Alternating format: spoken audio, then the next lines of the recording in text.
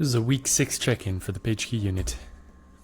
Boring alert, not going to spend a lot of time on this video, just thought dumping. And the last video has more pizzazz if you're looking for pizzazz. Feel free to click away, or here are a bunch of details that you may or may not care about. But what and why am I doing?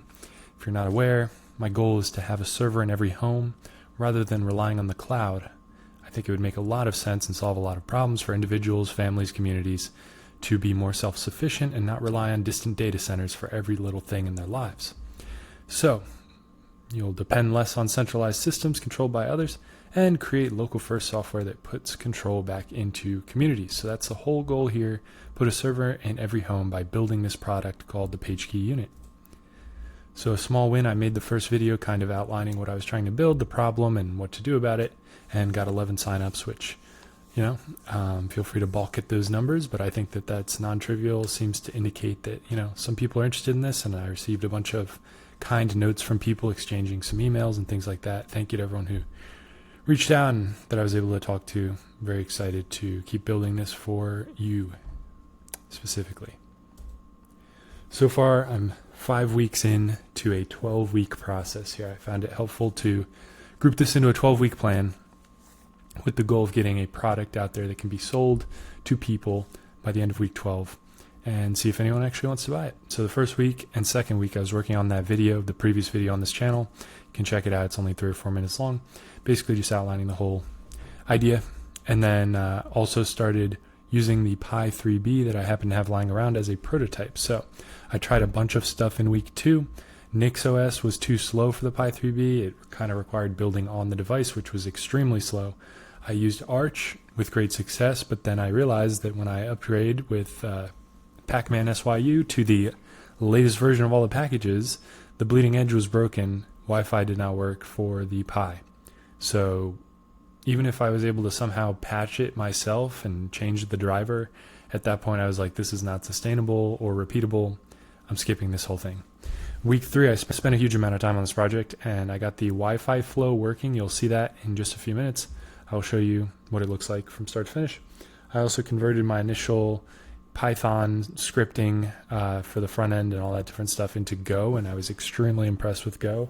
I'd never messed around with it before, but the cross compilation for Go is amazing and so smooth and lovely, and you can embed files into the executable, so I was able to have a Vite front end that I just dropped onto the device and it just worked, and it was really great. So I love Go now. Week 4, wrote sort of an app framework using exec, so basically assuming that app developers for this ecosystem would provide an executable with a CLI that had things like ./serve or whatever, and that was way too much complexity for what I have so far, so I rewrote it and just integrated the first app, which is Unit Assistance, into the main framework for the whole user interface, keeping it simple.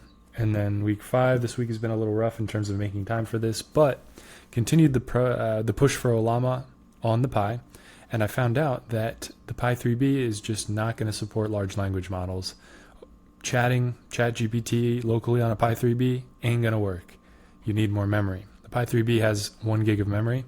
Some of that is taken up by the OS, so you end up with 800 or 900 meg available. And the smallest model that I could find was Tiny Llama, which still requires 1.3 gig of memory.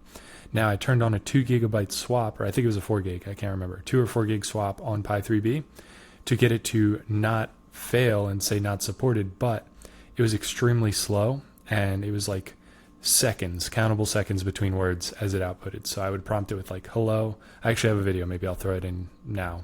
There it goes, it's answering my hello, and now it's talking to itself about AI and industries and all kinds of stuff that I didn't ask it. I just said hello.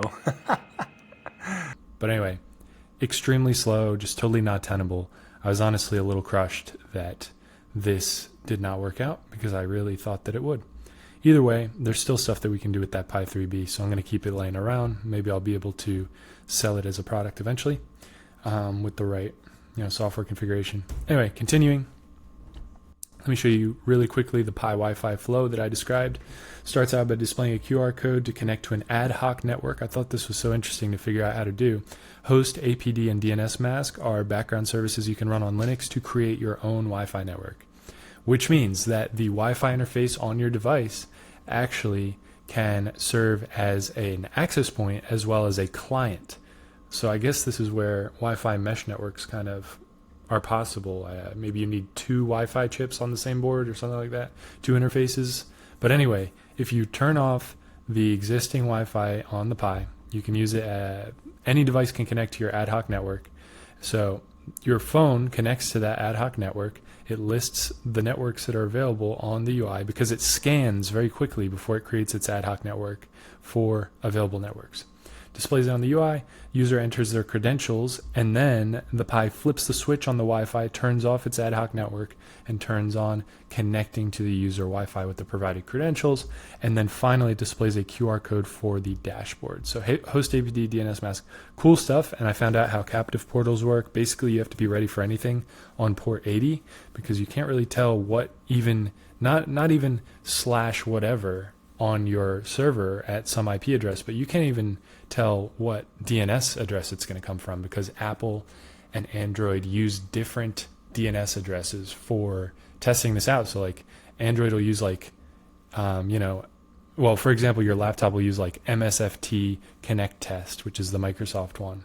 Your Android phone will use something different. Like that's why you need DNS mask to run your own DNS server and serve literally every address possible with your IP address for your captive portal. So if you didn't know that worked, there you go. I thought that was interesting. Okay, I'm gonna go show you the real demo. Okay, you're gonna start out, turn everything on. We have our Pi 3B here with display, power, and keyboard, and we'll let it boot up. Okay, so X is starting i3 now, the window manager. And there in the bottom right, you can see the window manager is started. So it's just kind of a loading thing that it does while it is launching a browser. I was using Firefox at first, but turns out Chromium is the better choice. It's just way easier to configure to do what I wanted it to do. So anyway, it launches Chromium into dark mode. So we get this little kiosk, and basically it tells you welcome, and it tells you the SSID and the password, but it also gives you a thing to scan. So let me scan this real quick. Comes up on my Android phone with this little Wi-Fi thing. Probably pretty low quality video I have here, so hard to see. Then it says it's connecting. Then it connects. It says welcome to your unit, and then it gives you a QR code to scan. So I'll scan that now. Gives me a certificate error. I'll just say continue. And it welcomes me, tells me the IP. I hit the unit assistance button, and this is where I was trying to get Olama to work, and of course I failed. So what's next? This week I would really like to image this Think Center that I got for a great price on Amazon with NixOS, and this can serve as a lower tier Nuke or mini PC example or prototype. I'm going to install Olama on that thing and record a demo. And, here I am publicly committing to this, so we'll see. But I think if we can get a low-grade Nuke, it has 8 gig of RAM and I think 128 gig of storage, so it's like way more powerful than the Pi, but really not that much more expensive. I did buy it refurbished, so that's probably not sustainable for selling as a product. But anyway, that's the goal for this week. Just get Olama on there. I think local LLMs are really great bang for your buck in terms of showing people who are not technical why it's really cool to have your own self-hosted stuff. It's like your own local ChatGPT. It's very visceral. You can see it happening, and then you can kind of say, hey, this is all happening on this device locally. And you could go in a cave. You don't need internet. It works. Anyway, later on, features. People have requested features that have signed up, and I really appreciate that. I want to take these features, and I already kind of had some of these in mind, and form a batteries included self-hosting product that people can buy, and you don't have to know all of the technical details to get the benefits of self-hosting. And I know that this exists probably in different forms, self-hosted NASs and stuff like that, but I don't know. I want to expose as much to the user as possible and just make an ecosystem where you can add on things yourself. Like I would love for your layperson who doesn't know anything about this to be able to write their own apps or get into the source code of apps and tweak things because it's that simple or it's that high level, broken down that cleanly. I'm rambling. Over-the-air updates I think is very important before I sell anything because the software is going to be the real value add for this, and I'm going to have a really rough cut to start with. So I want to be able to provide updates to anyone who buys this so that it can keep getting better over time. Of course, if they opt in to those updates. Safe remote VPN access via WireGuard. So I've always done this with Tailscale, and I think they're awesome, but I would love to figure out how to do it myself with WireGuard, maybe a coordination server that I host in AWS, something like that. Or maybe, you know, I'll just pre-install Tailscale on these things and call it a day because they're a really cool company. Then after that, definitely the first two are file storage and management and media server, so that people can start storing their own like music, movies, things like that, and also their photos that they take on their phone, and you know how to back all that stuff up. Then after that, things like messaging, and I'd love to have like a social media aggregator so that you can, you know, see it all in one place, and then you don't have to go into the apps that are designed to steal all your attention and, you know, get you sitting on them for hours. You could just cleanly review your social media just like you do your email and filter things your way, have it downloaded locally, all that stuff. Completely rambling, but again, I did put out the boring warning, so if you're bored, too bad. Okay, if you're still here, I'm amazed. If you want to get involved, sign up for the mailing list, PageKey.io/unit. I will send you, assuming that it just doesn't go crazy and get thousands and thousands of signups, which I find very unlikely.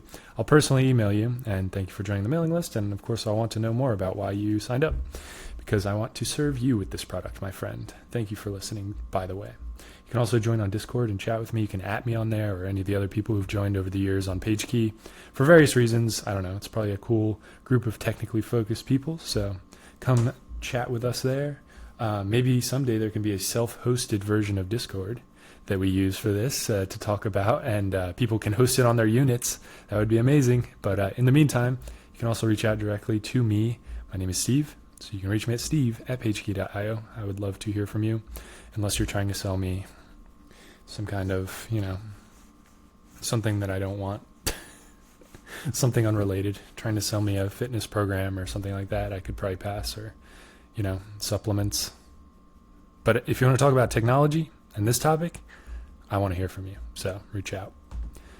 Anyway, thanks for your attention. Hope this was interesting. It was very ad hoc, really trying to not put too much time into the content. I want to be building things, not making content at this particular phase of this whole project.